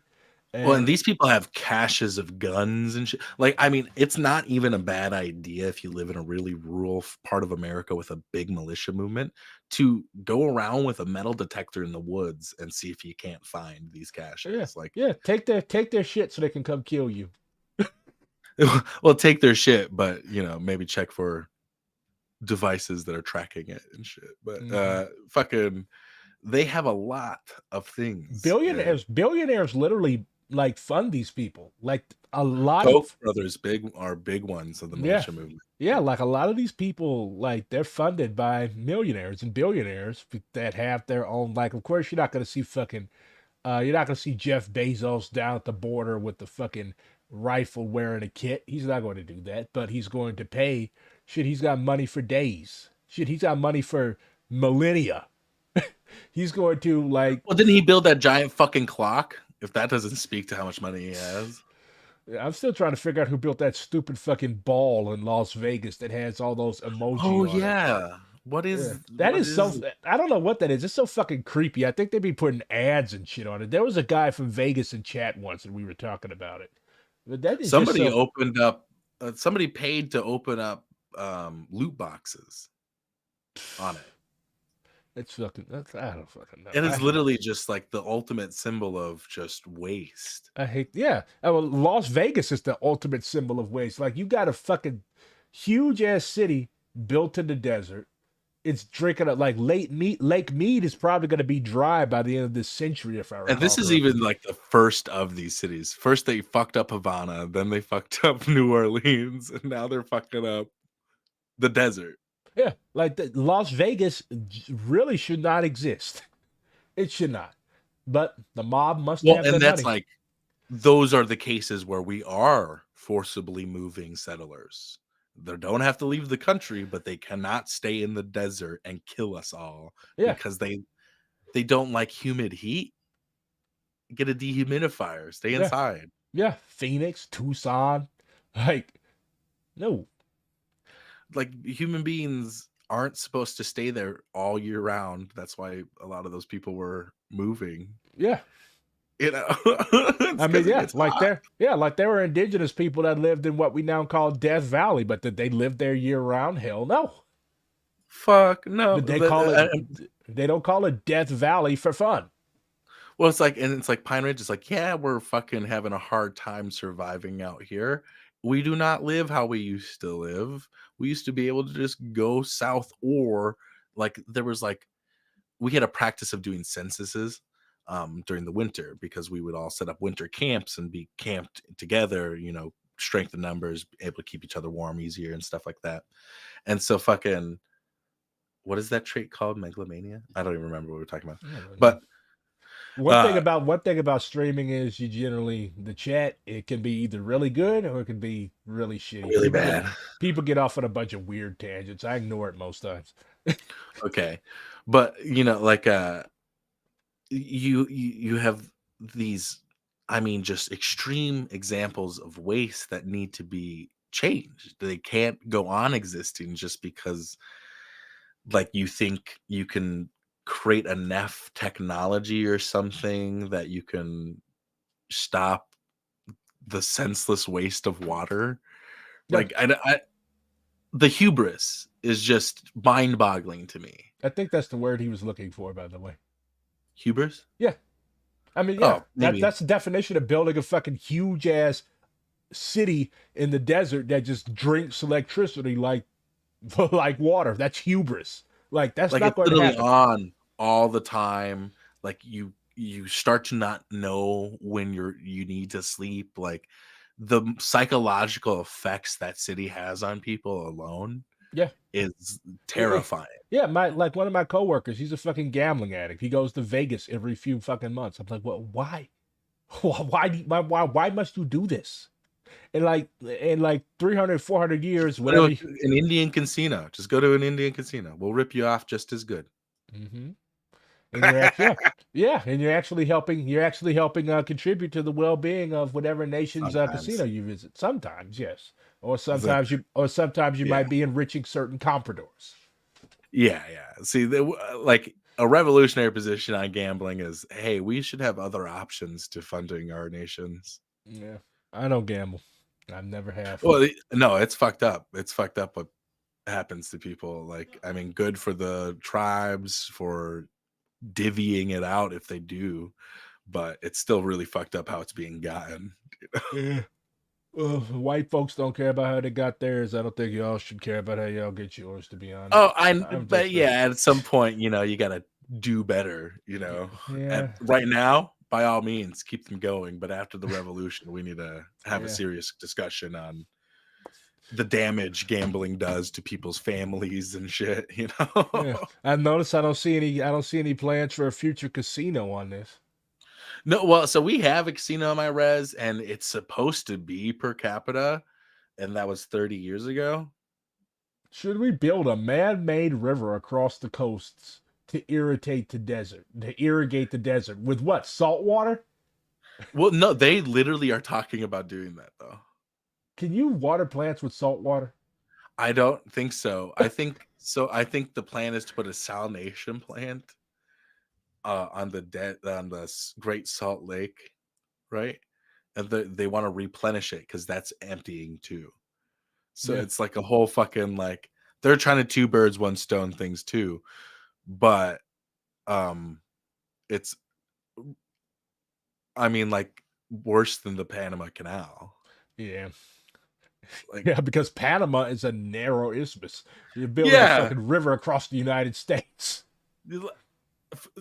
Okay, first off, just so you know, it goes there's some mountain ranges in between you and them. Okay, so somehow you're gonna have to go over that or just go through it. I guess I don't. Don't get have a river up under the yeah. What the fuck are you doing? That's gonna be the most expensive vanity project in history. No, but I mean, it's going to make jobs. uh, these No, the white proletariat's fine. yeah. Desalinization actually is interesting technology though. Like I think a lot of the 100%.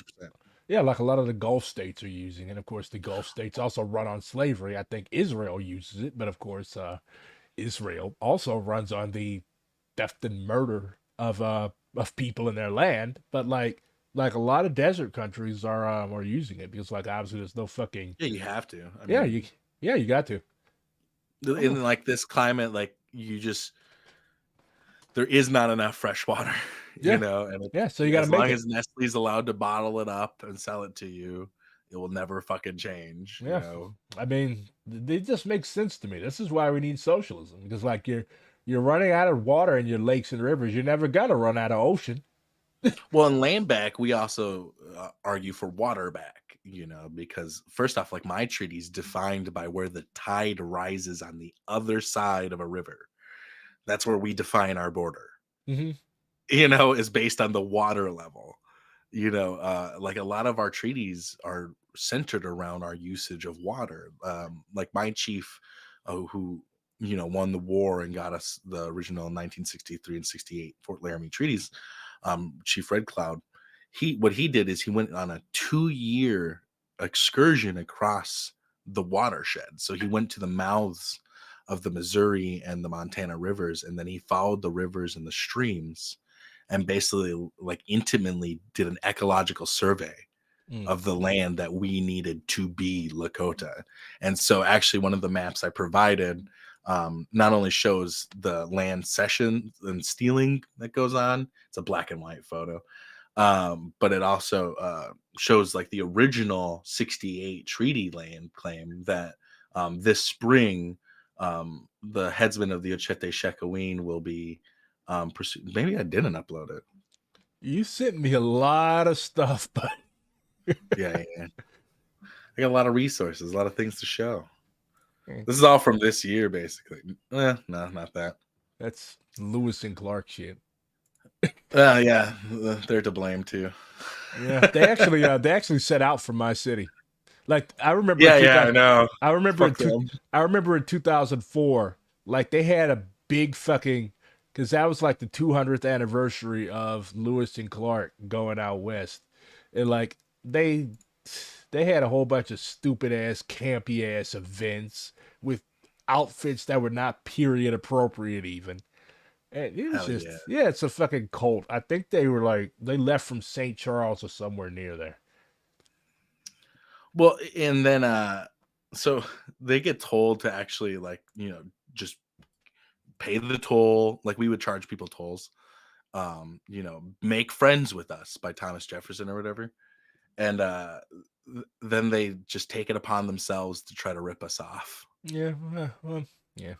They had a It's like it's not the federal government half the time. A lot of times it's just these fucking people trying to make a decision themselves that will earn credibility once it proves itself fruitful. they had a black yeah Whatever the terms. they had a black dude with them named York. I think he was Clark's slave, and he killed like literally all of the animals. Like they didn't even know how to hunt.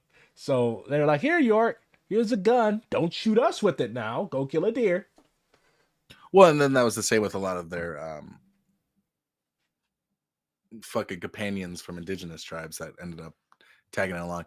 Like we straight up told them how to get to the ocean just Hmm. using the rivers. Uh They're like, there's no way that's possible. They just like decided that themselves. huh. Yeah. Then they Like, you must be talking about Utah. That's what they decided. yeah. So yeah. Then they had finally reached the ocean and they built that stupid little ugly fort and then almost froze to death. They should have froze to death. They should have. Yeah. Um, So this but is actually, I did just add it to the folder if you want to pull it up. But otherwise, any other questions about the collective or anything?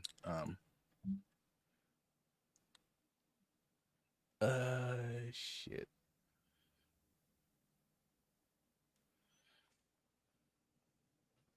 But yeah, from what I've seen, like you guys are probably the most advanced mutual aid network that I've seen. Like usually it's just a bunch of anarchists. Um like There's anarchists involved, but oh, me and my constant sectarianism. But I'm actually like well, I've never really like hated anarchists all that much. Like I haven't. there's a strain of anarchists who doesn't want to do a collective action, right? Oh Because yeah, of the individuals. individualists. But like the anarchists we work with are specifically ones that understand the need for. There it is, right there, that map. But that original territory is about the size of Montana, and it's based on our watershed. Mm-hmm. It was a nation guaranteed to us until the end of time, and two senators, without anybody else's permission, introduced a bill, and that was ratified and passed, and all of a sudden the nation no longer counted. Wow. Quite literally a legal coup. According to the U.S. Constitution itself, that's not allowed. Uh, Uh, the Constitution says that a lot so, of things aren't allowed that are allowed. well, well, right. So, but the argument that's going to be made this spring, because like there's a level of, oh, we can have an idealistic notion of how this stuff should be handled, or we can address what's happening right now with or without us. Doesn't matter what we say. Yeah. We do not matter to what I'm discussing. Mm. Hopefully we can. That's my goal here.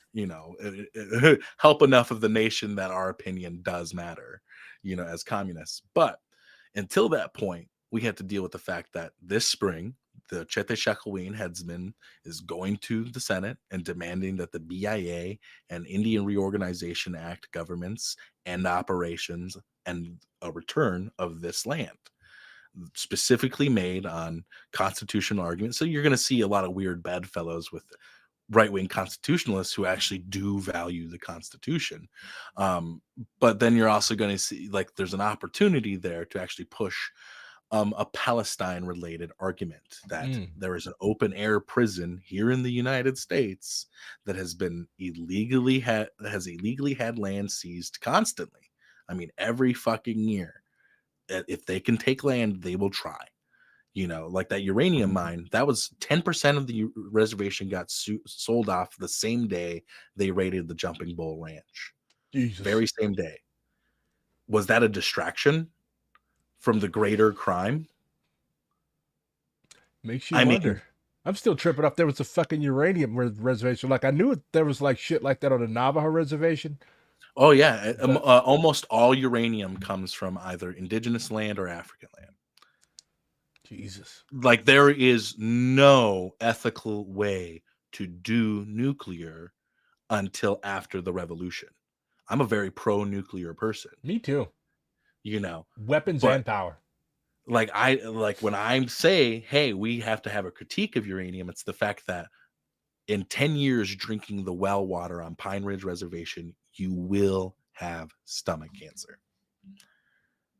That's a fact.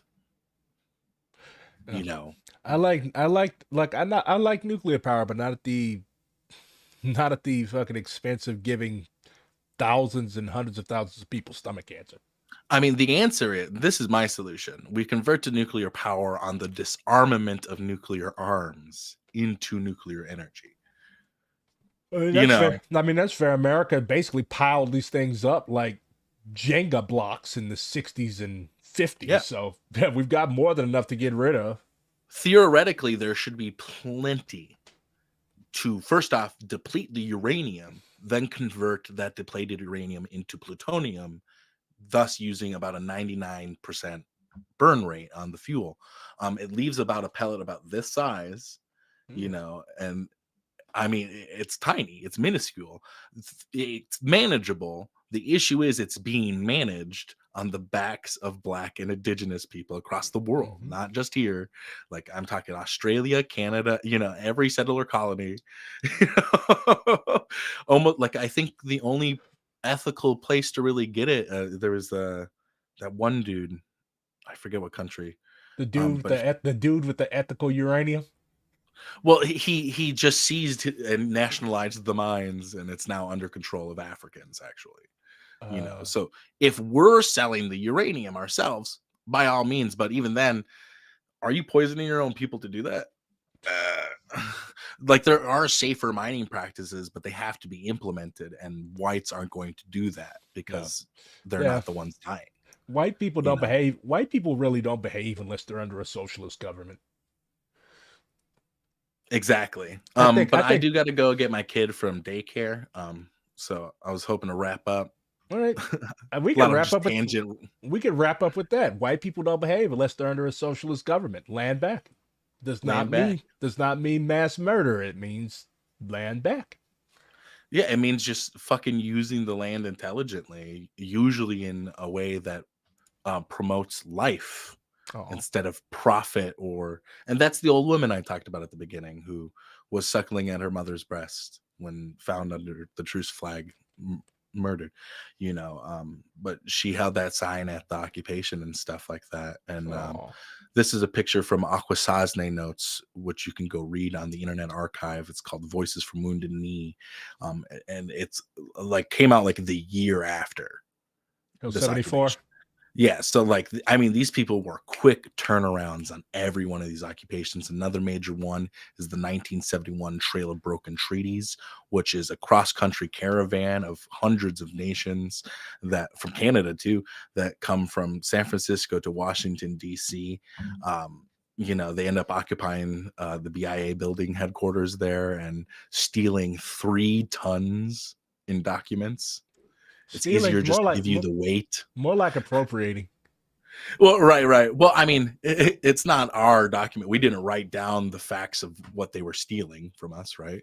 But we have those documents now, and so the issue is people want those. They want to destroy them. They do not want to pay the money that is owed. But like the Blackfeet used theirs to get entitlements and stuff like that.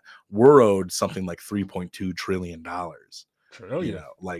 Well, we refuse to. We have never once taken a single dime from the U.S. government For the Black Hills and the rest of you. Yeah. It's all held in trust, and we just don't touch it. Well, it sounds like, my friend, sounds like between y'all and between Black people and our reparations, it sounds like we can bankrupt this country. 100%. Yeah. Like if there was a full accounting to be done, what we know, you wouldn't even begin to touch how much is fully owed, but we would still bankrupt the nation. And that, my friends, is why you don't steal other people's land and why you don't. And you don't steal other people. All right.